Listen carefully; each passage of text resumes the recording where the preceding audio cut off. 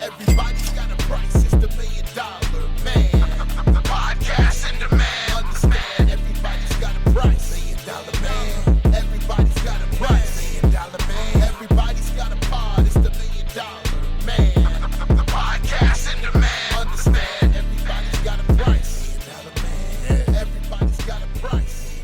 What's up, everybody? It's Marcus D'Angelo, and we're back for another episode of Everybody's Got a Pod, and you know this man right here. That is the $1 million man, the Hall of Famer, Ted DiBiase, joining us today. Ted, what's going on, man? Brother, in the words of the $1 million man, I feel like $1 million today. So Well, let's make some money. We'll give it a shot here. You know, we're churning out some awesome content here every single week on Everybody's Got a Pod, and this week is no exception to that. You know, I was talking to you here a little bit before we got going. You know, I tend to try to look back at like, okay, anniversaries and what was happening at this time, you know, 30 years ago, 20 years ago, 35. In this case, we're looking back 35 years to the fourth King of the Ring tournament and your victory to become the King of the Ring at the expense of Randy Savage, who had won it the year prior. So, man, there's a lot to cover on this one. But and what year was that I won it? this was 1988, and this was before it became a pay-per-view. It became a pay-per-view around 1993, and so at this time, it was just a live house show.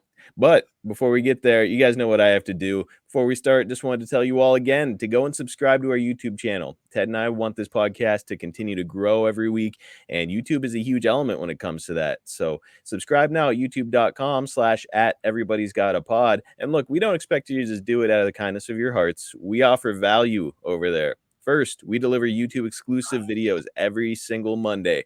So these are stories you will not hear on the podcast. And let me tell you, they are must hear. If you like what we're doing here on the show every week, you're going to love these videos. Also, we do YouTube giveaways every so often for our subscribers.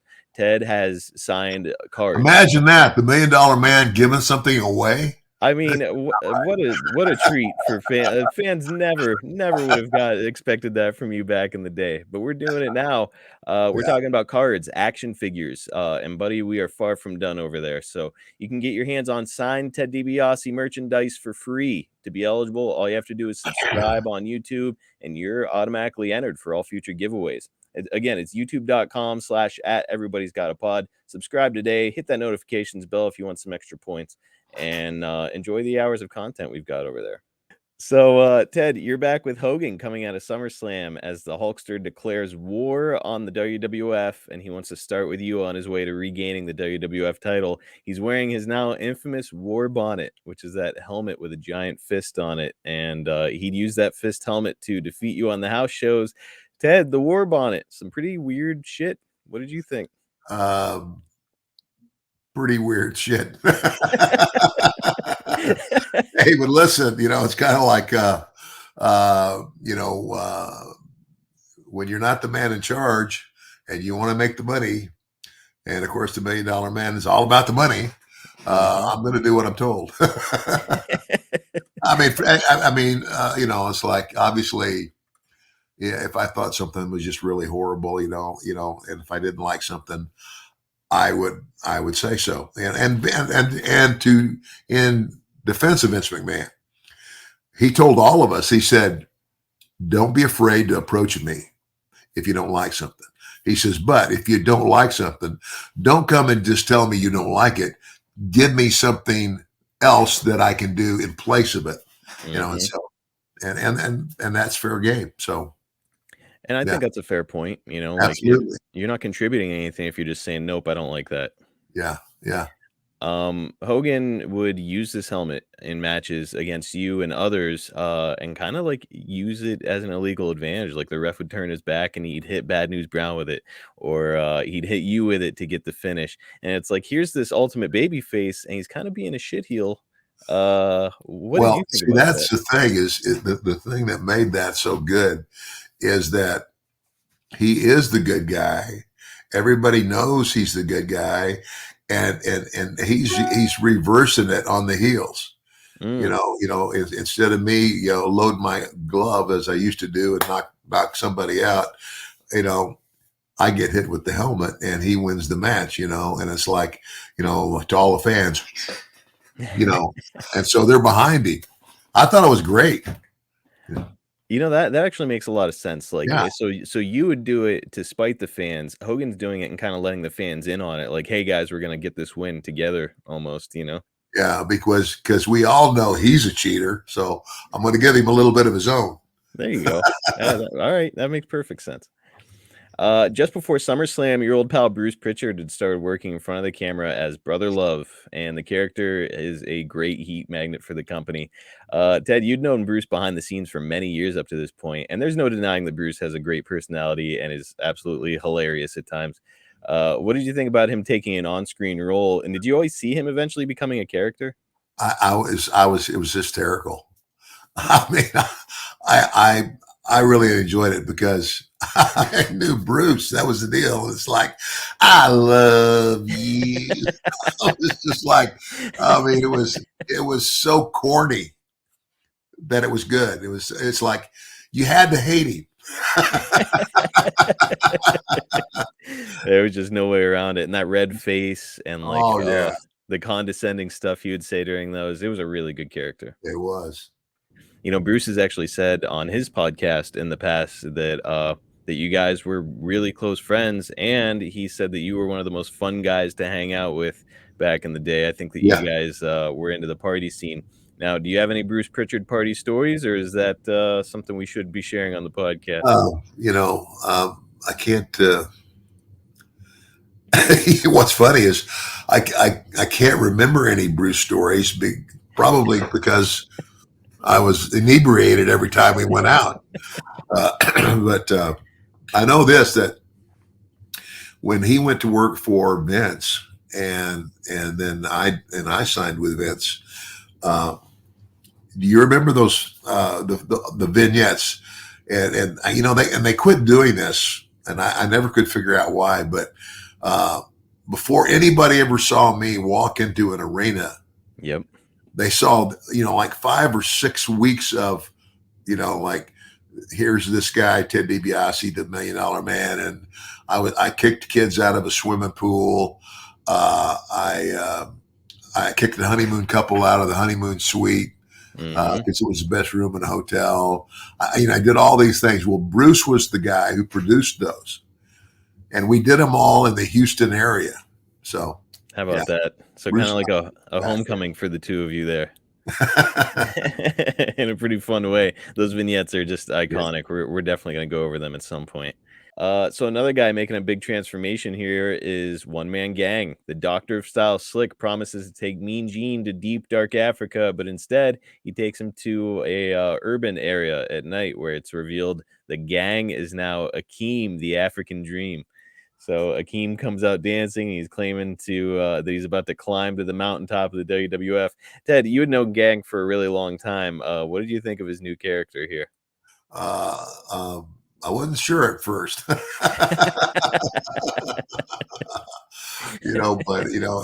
and again, but back to, Vince's way of looking at things it's kind of like, I came from the old school. I mean, I grew up in the wrestling industry. My father was a wrestler, and it's kind of like, if it's not broke, don't fix it. But, what it took me a while to come to grips with was that what Vince was doing in terms of changing wrestling was like, look, we are sports entertainment. We're not a, because we tried to protect it all the time. And we even knew that, an educated people, or especially an educated guy that's ever been in a real fight, could watch wrestling for a minute and go, no. But the whole point was, now he was trying to market his product to a younger audience, because now he's going to come out with action figures, dolls, and all of the merchandise. And so he's trying to attract the young crowd. And so, like that, and that's why Hulk Hogan becomes this bigger than life hero and all that. So, but in those, for those reasons, Akeem, okay, let's do it. Now, I mean, personally though, did you feel like the one man gang character was kind of going fine, or did you feel like he'd topped it out and it was time for some kind of a drastic change? I thought he did okay. What's everybody else think? What do you think? I mean, I like the one man gang character. I thought he was like really intimidating. He had like the mohawk, this huge Yeah, guy. yeah, It's I don't know. To me, it's like, hey, that guy's tailor made to be like a big monster heel. The guy yeah, that's like facing Hogan. So I don't know. I think the Akeem thing was a little bit head scratching, but you gotta give it up to Gang. He just owned it, and he would yeah, do the dance, and yeah, it kind of made it yeah, fun. yeah. I think I should also mention here that JCP is starting to get really hot and heavy on the impending deal with Turner. And we all know that before the year is over, that deal is complete. So this is a really big deal at the time. And there are already rumors swirling about bringing in some names established in the WWF to help bolster the roster under Turner. Ted, what do you think when you hear that Ted Turner is ready to get himself into the wrestling business? Uh, to me, well, here's the way I look at it, and of course, I again grew up old school. Said competition is always good for the talent, Hmm. because if there's only one show on the market, and you don't have any place else, like the old territorial days, if you had some difference with the promoter or whatever, like you could give your notice and go somewhere else. But now if you have an argument with the front office, you either do what you're told or you're fired. It's like there's only one place to go. But now with this new thing coming on, it's always good for the talent. And it did end up being that way because, now you got guys that are getting, they're signing contracts for X amount of dollars. Up until that happened, with the Turner organization, I know my contract with Vince, it just basically said he owned me. But where else was I going to go, and where else was I going to make, especially now that I saw it coming, everybody with half a brain saw it coming. All the territories were going to go away because they couldn't compete with him. Yep. And they did. They all slowly died out, and well, like I said, when the telltale thing for me was when Bill Watts sold out to Jim Crockett. And Bill's a sharp guy. A lot of guys that worked for him didn't like him, slave driver, this, that, and the other. But there were things that, I didn't like either, but hey, not everybody loves their boss. But the other thing I knew about Bill was that he knew the wrestling business just better than just about anybody.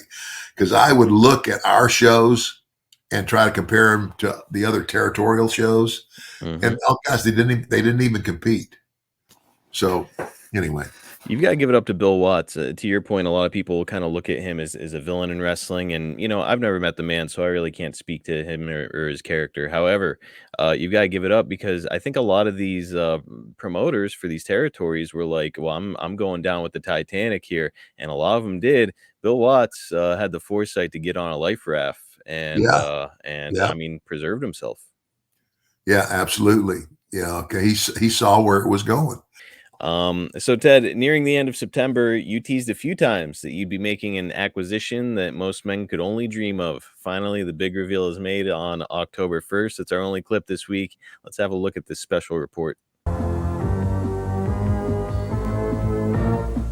Last week on the Superstars of Wrestling, Ted DiBiase revealed his newest and proudest possession. On this special report, we take a look at the $1 Million Man's revelation. What I'm talking about, Okerlund, is I have bought and paid for my own personal slave. Slave, wait a minute, this is 1988. What are you talking about, slave? Let's hear about it. What am I talking about? You've seen the things that I own, the things that I bought. I have purchased the greatest bodyguard that a man can buy. I have purchased the greatest managerial advice that money can buy. And I even have at my disposal, at a price, a giant. And what am I talking about? Read my lips, I didn't stutter. I bought my own slave. Your own slave. Just who might this slave be? Well, Hercules. Now, wait a minute, gentlemen. Bobby, what the hell is he talking about, Trust man? me, don't worry about it. Remember, Sarah, whatever will be, will be. Hurt. We're supposed to go down, Bobby. The party's over. No. Bobby. Bobby, we're supposed to go down, man. The new position you have right now is something, buddy, something that you've earned. No.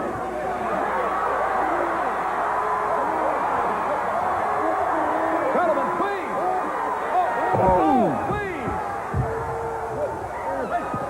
Now, Hercules, learn your position. Take your first lesson of being the slave of the $1 million man. You don't talk, you don't walk, you don't speak, you don't put your hands on anybody unless I give you permission to. Do you understand that, slave? Do you understand? What is that? Oh, come on. DiBiase, have your way. On his so-called slave. What is going on? Virgil, ooh, what a kick to the lip. Ooh. Virgil sets him up with a right cross, another one. Look at that.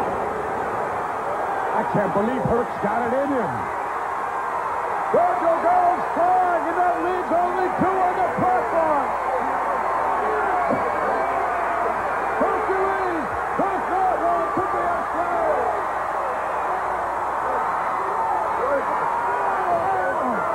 DiBiase, Virgil, ready for power. Hercules has declared himself. All right, there it was. So Ted, purchasing Hercules. I know you didn't write this storyline, of course, but probably something that wouldn't really play well with the modern audience, right? Oh gosh, I mean, just watching that, there's no way in hell that you could do that and get away with it today. I mean, just forget about it, and probably rightfully so. Well, Ted, you're going from the main event at a huge SummerSlam here at MSG, which we discussed a couple weeks ago here on the podcast, and now you're being programmed with Hercules. So this is no disrespect to Herc at all. I love the guy. I think he's a great wrestler. Yeah. But at the time, he's a mid-carder. To you at this time, you're going from Hogan to Hercules. Does this feel like a demotion, or how do you view this? Well, here's the thing, and it's a matter of understanding how things are overall. You got to look at the big picture. Now, by the time I got to being on a match with Hercules, and not in the main event or the semi-main event, you understand how long was I there? How long had I been there? How long had they been pushing me? Oh my gosh, they had been pushing me hard for a long time. Nearly a year, I think, at this point. Yes. Yeah. And to be honest with you, maybe a little bit longer than they do most, as far as, it's kind of like a cycle. You're on top, I guess the only one you would say that stays there would be whoever that guy is, the Hulk Hogan. Mm-hmm. He's the guy, until the people even at some point get tired of that, and you have to create a new Hulk Hogan or a superstar. Does that make sense? I mean, it does. Yeah. So it wasn't like I didn't feel like I was being demoted at any rate. I mean, my gosh, they had done everything with me, and for over a year. And now I go and I'm still there. I'm still making money. And it's somebody else's turn to go with Hogan. Not to mention, you said talking about how they had built you now for about a year, and you were the top heel in the company and kind of an unstoppable force in your own right. Now you're kind of in a position where you can help a guy like Herc. Maybe if there's a chance that he could become a main eventer, working with a guy like you would position him very well. Yeah. Yeah. Yeah. So that's the other way to look at it. I think that's Yeah. interesting. Let's talk about Herc for a moment, though. Jake has told me that he was really close with Ray, and I know that you spent some time with him in Mid South as well. Would you say that you were close with him? Yeah. I mean, not like bosom buddy, but close enough to where, I could talk to him, man to man. So. Okay, let's take a minute to discuss our fantastic sponsor that is changing the lives of men everywhere. Of course, we are talking about Blue Chew. Are you ready to perform with the confidence of the $1 million man in the bedroom? Are you ready to leave your partner feeling like $1 million? Are you ready to get that thing so hard you could go hunting with it? If the answer to all those questions is yes, it's time for you to give Blue Chew a try. Blue Chew can help increase your performance and regain that old confidence where it counts the very most. Blue Chew is a unique online service that delivers the same active ingredients as Viagra, Cialis, and Levitra, but in chewable tablets and at a fraction of the cost. You can take them anytime, day or night, so that you can plan ahead or be ready when that opportunity springs up.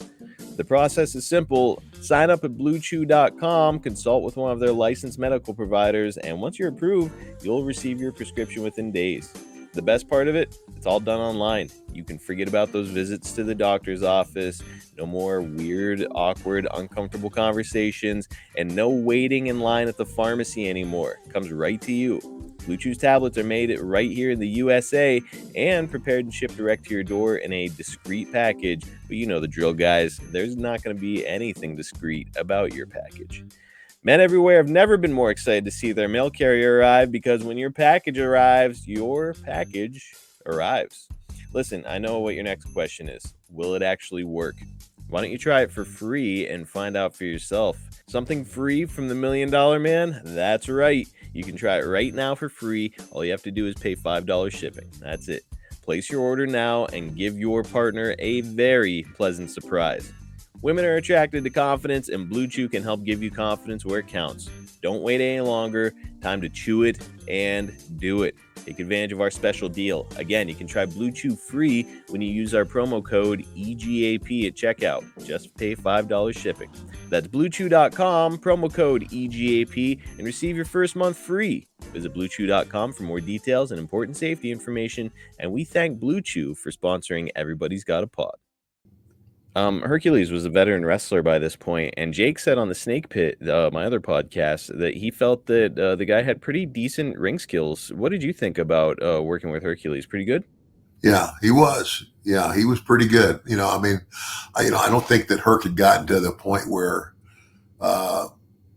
he could be the guy calling it, but yeah, he was really good. I mean, there's a lot of things that we do in a match that it just are unspoken. In other words, you just catch on and like, I don't know, it's hard to explain. Like it's kind of like if somebody hit me and I turn and I stagger towards the corner. Basically, it's my way of saying, okay, now come from behind me and grab me by my hair and run my head in the turnbuckle. Ah, okay. And then if I stay there, well, do it again. And then then if you do it again, then if I turn around and now I'm in the corner, but I'm facing you. It's kind of like, okay, grab my arm and turnbuckle me, and you we're talking, and the people can't hear us, but we're talking, and we're calling stuff all the time. That's the old school. You would reach the point with him in your matches where you felt like it was kind of an unspoken, you guys were at that point where you had that enough chemistry that, you didn't have to go over too much ahead of time or even during the match? Yeah. Herc was that good. I mean, it's like, give us the finish. And I would, like, for example, say, okay, based on, because we had a little program. I said, based on what we did last time, maybe we should start this way tonight. and he'd say, "Oh yeah, that's good." So we might do something like that, but we never sat down. The only thing we sat down and went over was the finish, how Mhm. it's going to end, because that's it's kind of like watching a soap opera. You got it. What's the hook? How you got to leave them hanging. You got to leave them hanging, wanting more. Yeah. That's the whole idea of what we were doing, and so the finish was the all important thing. Hercules had an incredible body, not a bad promo, apparently a pretty decent, wrestler. Yeah. What do you think stopped Hercules from becoming a bigger star in the WWF? I guess just some of the demons in his life. Mm, Really, yeah. okay. Do you recall if it was drugs or alcohol that were his vice? It may have been both. Yeah, Okay. I'm really not sure. I just I remember that he was it was one of those things where like gosh man, you could be doing so much better. So at this time, Ted, I found this pretty interesting. The Wrestling Observer has wrestler rankings going on, and you're placed as the number 2 singles wrestler in the world by Dave Meltzer, behind only Tatsumi Fujinami. Ted, I think I already know the answer to this, but I'll ask it anyways. Rankings have been a big thing in wrestling for years, and Meltzer's work and the PWI 500 are pretty well respected or viewed by a lot of fans and some wrestlers. I saw not too long ago that a lot of people online were up in arms about where Cody Rhodes was placed on the most recent PWI 500. What did you think about wrestler rankings? Did you put a lot of stock into it? Not really. I mean, it's kind of like, if you're an actor, do you always run out and get the latest edition of what's that magazine? I can't even remember. Yeah, But like it's People Magazine or something. People Magazine, or the magazine that's got all their rankings of who and what and where. I and Dave Meltzer, I said sometimes I thought he hit it on the, and not just about me, but sometimes he hit it on the hit the nail on the head. Sometimes I thought he was, what are you talking about? Mhm. So Some people online have said like, Marcus, it doesn't seem like you like Dave Meltzer, like you're pretty critical of him at times. I don't dislike Dave Meltzer at all. And I think that he's got a lot of really great information, which is why I use him for most of my research. Because I mean, man, what an incredible library of knowledge he's yeah, accumulated. But yeah, sometimes it's just all I hear his opinion and be like, come on, Dave, that's not it. So it's like with anybody. yeah. I mean, it's like your boss. Yeah, yeah. It's kind of like and again, back to what Vince McMahon said. He says, you don't have, we can agree to disagree. And he said, if you don't like something, that's okay.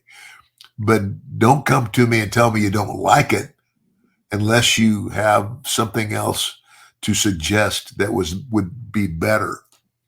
But he would also add this. He says, but understand this, at the end of the day, because we're spending my money, we're going to do it my way. Yep. Like it or not. And and how can you complain? That's it, man. It's his money, his show. Especially when he had become the wrestling entity of the damn world. And until the WCW thing started to happen, there was no place else to go anymore. Right, which is, this Turner thing is good news for you and other wrestlers because, down the road it's okay, another option possibly. But yeah, no, really, it's the buck stopped in Mhm. professional wrestling. The buck stopped with Vince McMahon if you want to make a Yep. nice living in America. Yep. So star ratings for matches, I imagine it's the same thing where you don't really pay attention to that. I have heard that some guys from your era over the years took it pretty seriously though. Like they'd see a star rating in the Observer and be like, hey, come on, that was a good match. Why is he giving me that shitty rating? That kind of thing never got to you? Nah, it's like, and that's because, all those writers know is what they see. They don't know the they don't know why that match ended up being that match, Right. or you know, or where somebody's placed. It's kind of like it's kind of like you know, maybe at the time that I received such a high rating was because, you know, the WWF at the time had taken me and for a solid year featured me as their top heel. Yep.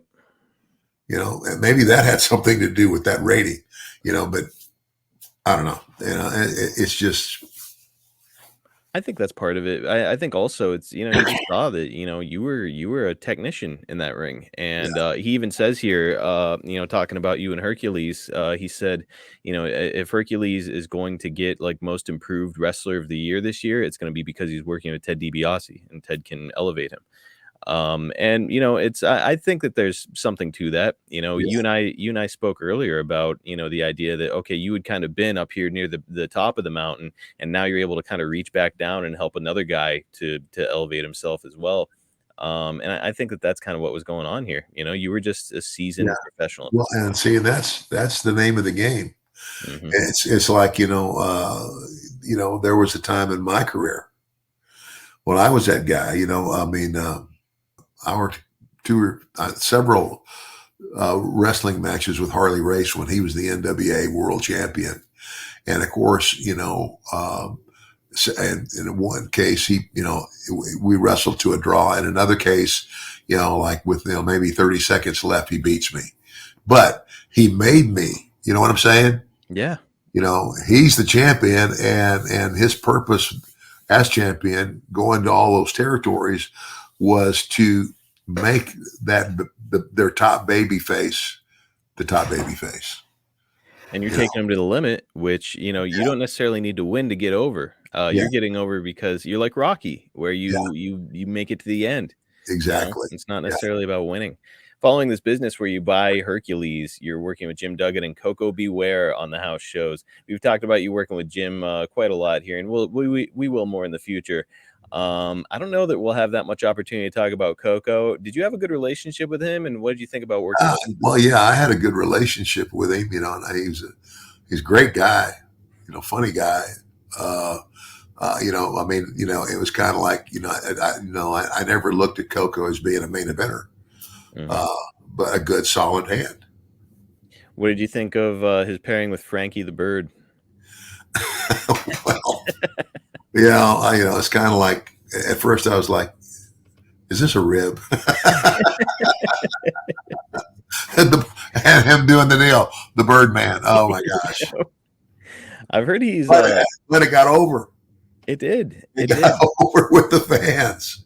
And much like Akeem and Dusty, it's like, look, it might not be the best right out of the gate, but if you take ownership of it and do your best with it, you Well, can and really that's make just something. and again to your point, Dusty. You know, Dusty puts on this polka dot outfit, and his new sidekick is Sapphire.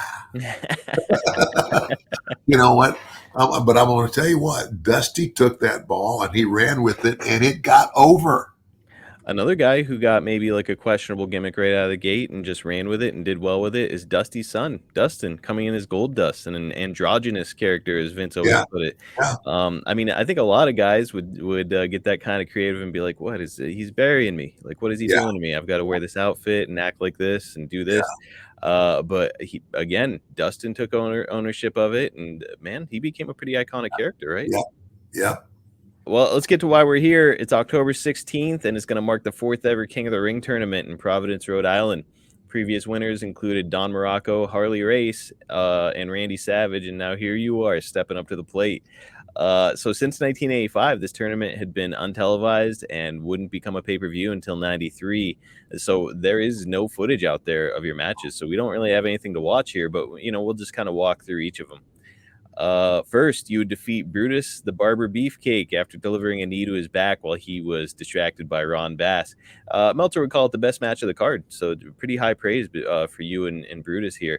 Brutus is a guy that a lot of fans kind of go one way or the other on. Some like him, some believe he's just the beneficiary of a friendship with Hulk Hogan.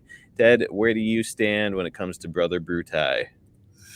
I like Brutus personally, and and I don't know how close he is with the Hulkster now.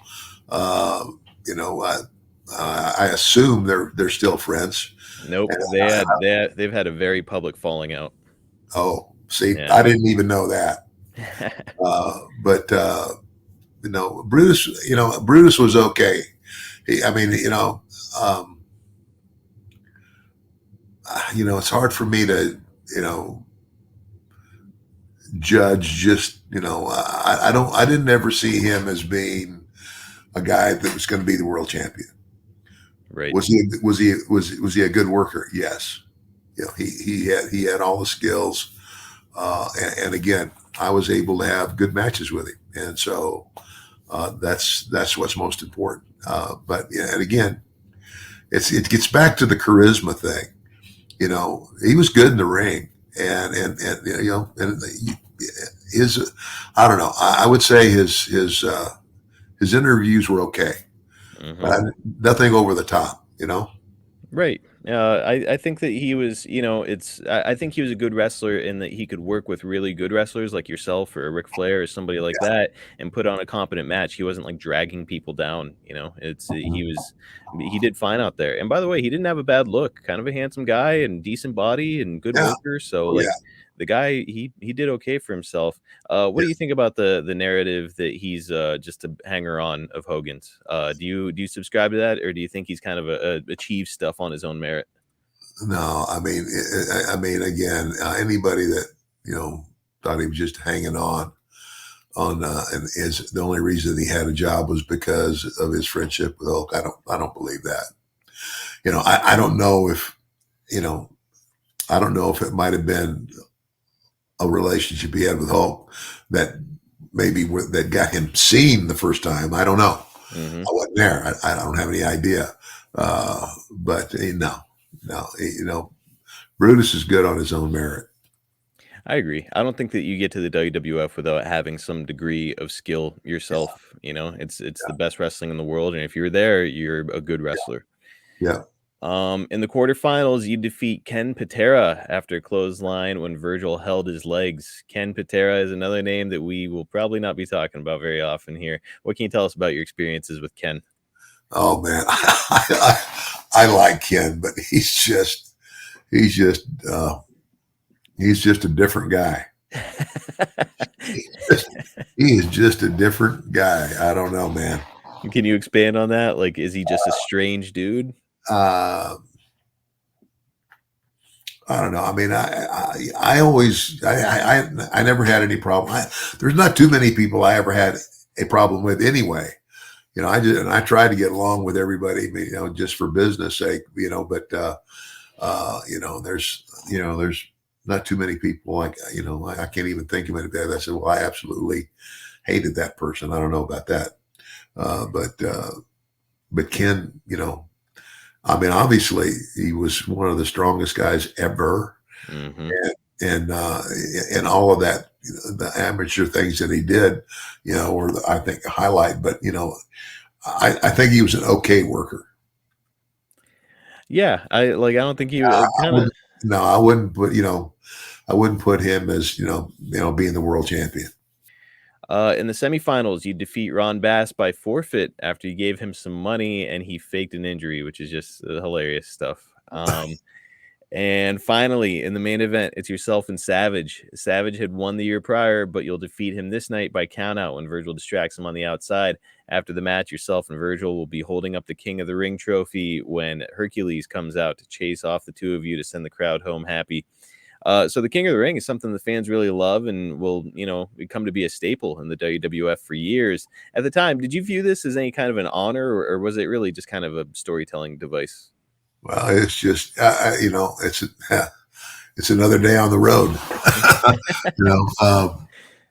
Yeah, I mean, it was, like you said, up until that time, it was not it wasn't like it wasn't like one of the major pay-per-view events. It became a big event after that. So It's just strange that it's like you get a trophy and you get honored, and it's it's a cool moment for you. You're winning a tournament here at this live show in front of a nice crowd, and you're the king of the ring. But then they don't do anything with it. So Harley Race is the only winner from the King of the Ring tournament in the early days who would go on to make it part of his gimmick. I know that some fans are going to say Savage became Macho King, but that actually happens a year after this. So up to this point, nobody had really done anything with the King of the Ring tournament. He just won the tournament, and that was it. One off for the night. Yeah.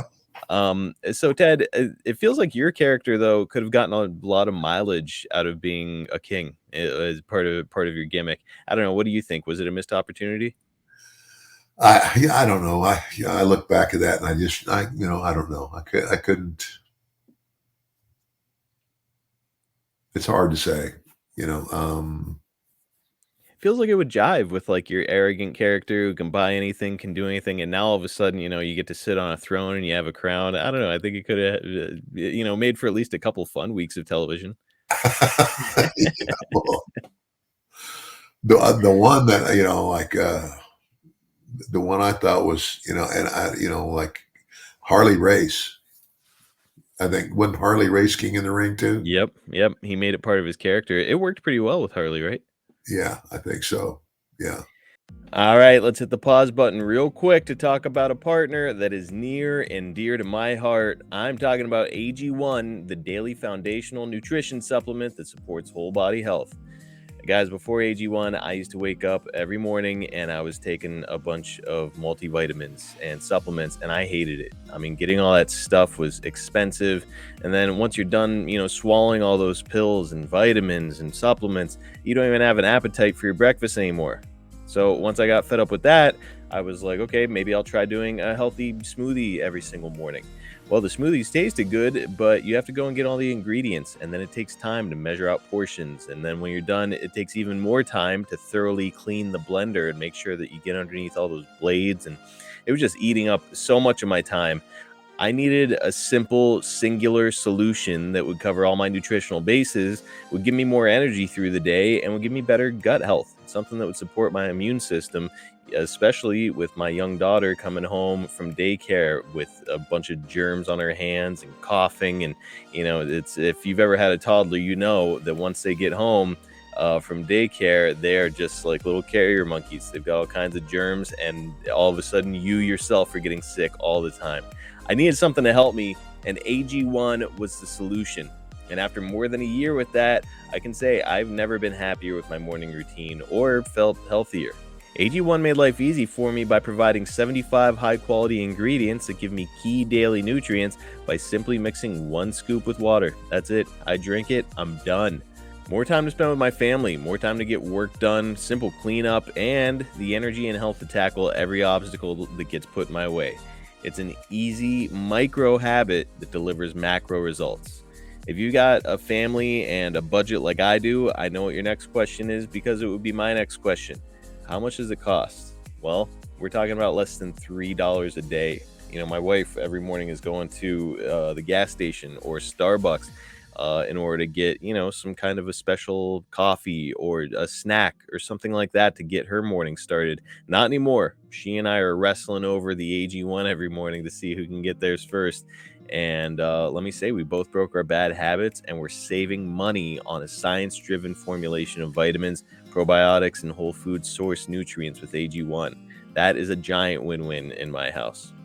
If a comprehensive solution is what you need from your supplement routine, then try AG1 and get a free 1-year supply of vitamin D and 5 free AG1 travel packs with your first purchase. Just go to drinkag1.com/EGAP.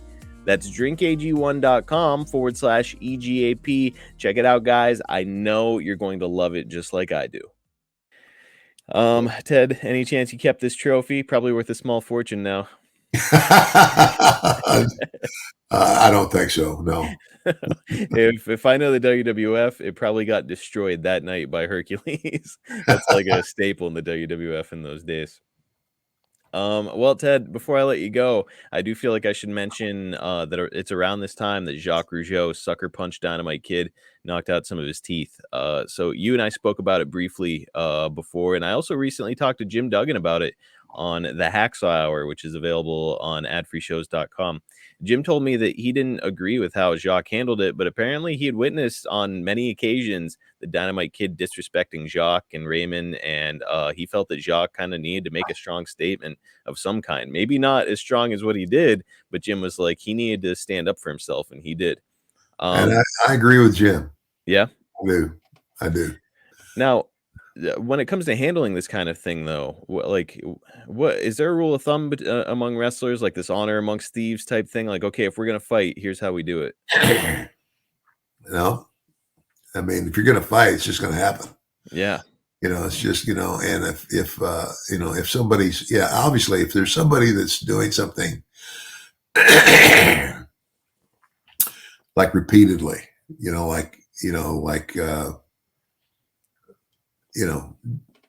something that drives you to a point where you have to, you either have to stand up for yourself and respond, or just, sit there with egg on your face. Mm-hmm. So, in that regard, I think that Jacques had the right to respond, so. I mean, the strength of the response maybe was a little bit unbalanced, because I think that this part of the story where Jacques allegedly had a roll of quarters in his hand and just walked up to Dynamite, sucker punched him backstage, knocked his teeth out. He needed stitches. Like pretty nasty thing to do to another person. And really, you hit somebody wrong with a roll of quarters in your hand, you can kill him. I don't think that I was there to see that, but and again, a right to respond, but like that, no. It's like, okay, every man needs to stand up for himself, but when you're in wrestling, you're in a fraternity, mm-hmm. and it's and we're all part of a unique club, and I just don't see that to like. It's almost like loading the glove. Yeah. I'm gonna show this guy. Well, you know what? If you want to show him, then show him, man to man, face to face, and may the best man win. But you've been screwing with me, so I'm gonna sneak up and hit you in the back of the head with a chair. Nope. I would agree that it wasn't done the right way.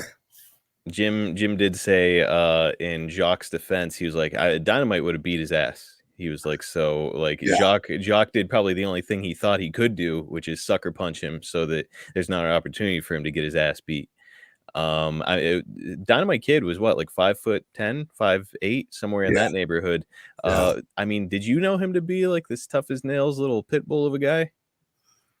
I mean, not really. I mean, a little pit bull. I mean, I didn't think it was a wimp in any sense of the word, but I don't know. I've never seen him in a fight. I mean, rumor has it. I've heard Brett say it. I've heard Jake say it. A lot of people over the years have said like Dynamite Kid, not a guy to piss around with.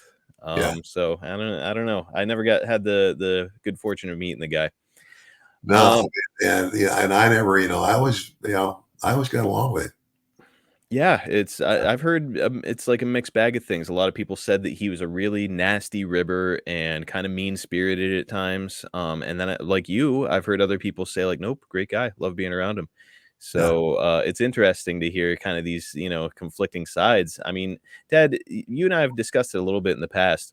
What do you think made you kind of Teflon, impervious to people fucking with you, like ribbing you or doing anything like that? Like why do you think that you avoided it when so many guys had to deal with some stiff ribs? Well, maybe because I didn't rib anybody. And I pretty much got along with everybody. I mean, I didn't run my mouth off. I mean, I went to take care of business, and I took care of business. And I don't know. I couldn't answer that for you. I'm really not sure. I mean, whether that was just mutual respect, amongst guys, So, But no, I didn't. I can't remember anybody. I'm trying to think if I had any altercation with anybody. I can't think of anybody. We also hear about kind of more lighthearted ribs, like guys putting a padlock on somebody's gym bag or super gluing their shoes to the floor or the ceiling or something like that. I mean, Yeah. like, was that kind of thing happening to you, or were people just like leaving you alone? No, I didn't have any of that happen. Interesting. I might have had, okay. I think there was one time when my bag got handcuffed, it's like we wrestled in it was a gymnasium. It was like the locker room of like a high school type locker room where there's these benches in front of the lockers,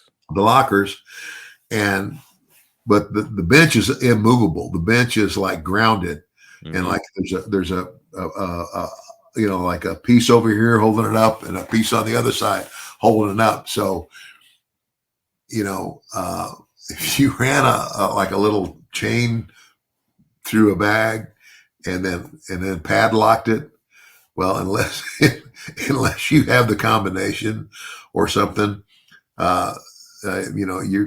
your bag is padlocked to the floor. You got to like cut the strap to get it. Time, and I just laughed about it. It's like, okay, ha, everybody, and I just, I can't remember what I had. I think I had to clip the top of the handle on my suitcase off to get out of there. But, Well, maybe that's the key is like, you don't sell it too hard when somebody messes well, with that's just it. Because if you sell it too much, or you sell it at all, what are they going to do? They're going to just keep doing shit to you. Yep. They want the reaction. I just didn't put it over. It's a savvy veteran move. Yeah. So Ted, that's going to be it for today. We are just getting started here in October, so buckle up, pal. We've got a big month. We're going to continue the story of your 1983. We're going to take another look at WCW 96, and of course, we've got another Ask Ted Anything coming down the pike. Before we go, I do want to remind you all that if you'd like to get this podcast on video with no commercials and get access to a ton of sports, entertainment, and other shows, get over to premierstreamingnetwork.com. Get signed up for Premier Plus. I'm telling you, it's a great value for wrestling fans or just fans of sports and entertainment in general. Again, it's premierstreamingnetwork.com, Premier Plus. If you're enjoying our show and you're listening on your podcast app, do us a favor, take a moment and subscribe, leave us a 5-star review there. That helps us out a bunch. And don't forget, follow Ted at MDM Ted DiBiase on all of his social media. Follow me at Marcus P. D'Angelo on X, and follow Premier Streaming Network at Watch on Premier on X and at Premier Streaming Network on Instagram and Facebook. We'd also love your interaction on the podcast social media, which is at Ted DiBiase Pod on every social media platform. So if you guys have a question for Ted, if you have a comment on the show, if you think we can improve, if you want us to keep doing something, stop doing something, why don't you just reach out to us, send us a message. We'd love to hear your feedback. And Ted, I'm loving what we're doing here. What another great episode today. Well, thanks much. I tell you what, you do some really good digging, buddy. And it's kind of like, you brought back a lot of memories that, oh yeah, now I remember that. I mean, it was one night and it's something that wasn't celebrated or talked about. Before this episode, did you even remember that you were a King of the Ring? No. Why it's kind of like wrestling. It's like, okay, it's another day, it's another show, it's another day. It's like, now if a couple of, main eventing WrestleMania 4 with Randy Savage. Now you're not going to forget that. Right. Or like, I think it was Hulk and Beefcake, right, against me and Mike Rotunda. Yep. And that was one of the main events out in Las Vegas, outside show. WrestleMania 9. Yeah. Yeah. So the big ones like that, you remember, Well, and of course, I wouldn't forget the fact that I wrestled in front of 80,000 people at Wembley Stadium. That's a huge one. And, I think that a lot of fans are going to hear this and say, Ted doesn't remember being King of the Ring. It's like, think about this for a second, guys. This is 35 years ago. It was one night, one tournament, and then they never acknowledged it again, never talked about it again. I'm sure I don't have proof of this, but I guarantee it that trophy got destroyed, so it's not like you have a trophy to remember it by. Yeah, and that's it. I mean, what the fans don't realize either is like we were wrestling every day. Mm-hmm. We would go out on tours, and those tours were back then. I mean, when I first started with them, 3 straight weeks, 21 days, 21 cities, and then you got to go home for a week. And then they changed it to 10 days off, 3 days off, 4 days on, and 3 days off. But anyway you look at it, you're only off 6 days a month. And the rest of the time, you're in a different city every day. There were times I woke up in hotels and would lay there for a minute and go, where the hell am I? And I'd look at the, you know, the phone in the hotel rooms have a plate on it, and it's got the name of the, you know, where you are. And that was how you knew what city you were Oh in. yeah, sometimes. I mean, I know myself well enough to know that, like, something that happened to me one night 30 years ago or 35 years ago, there is zero chance I would remember it. Absolutely no chance of it. Yeah. So yeah, it's interesting, and man, it was a fun look back, and we're gonna have another fun look back next week. I'm sure of it. Awesome. Thanks a lot, Marcus. And as I go, all of you fans out there must remember that everybody's got a price for the $1 Million Man. Yeah. We will see you guys next week right here on Everybody's Got a Pod.